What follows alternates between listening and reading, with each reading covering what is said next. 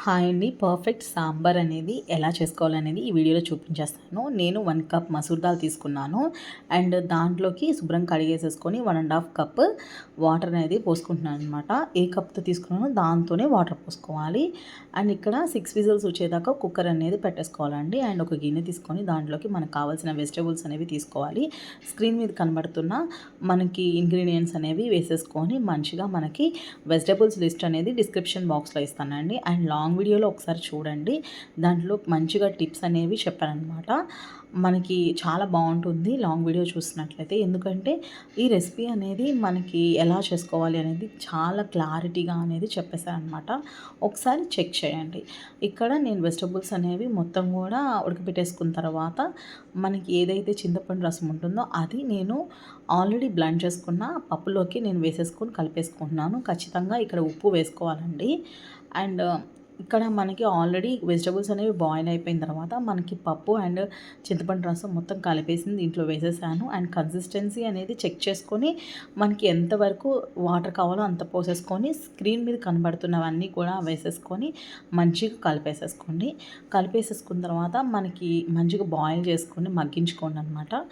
మనకి ఎంత బాగా మగ్గితే అంత బాగుంటుంది. ఇలా పొంగు ఉంచేంత వరకు కూడా మనకి బాయిల్ చేసుకోవాలి.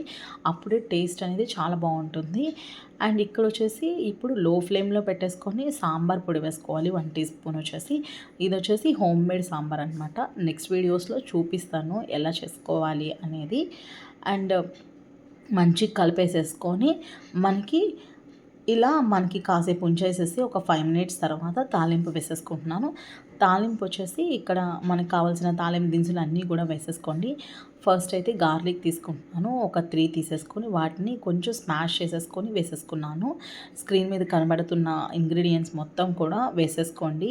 ఉరదాలు, మస్టర్డ్ సీడ్స్, జీరా అంటే సాయిపప్పు, ఆవాలు, జీలకర్ర ఇవన్నీ కూడా వేసేసుకొని మనకి మంచిగా ఫ్రై చేసేసుకోండి. వాటిని మొత్తం కూడా ఫ్రై చేసేసుకున్న తర్వాత మనకి ఎండుమిర్చి, కొంచెం ఇంగువ, హింజ్ అంటారు దీన్ని, కొంచెం ఇంగువ వేసుకొని కొంచెం కర్రీ లీవ్స్ వేసేసుకోండి.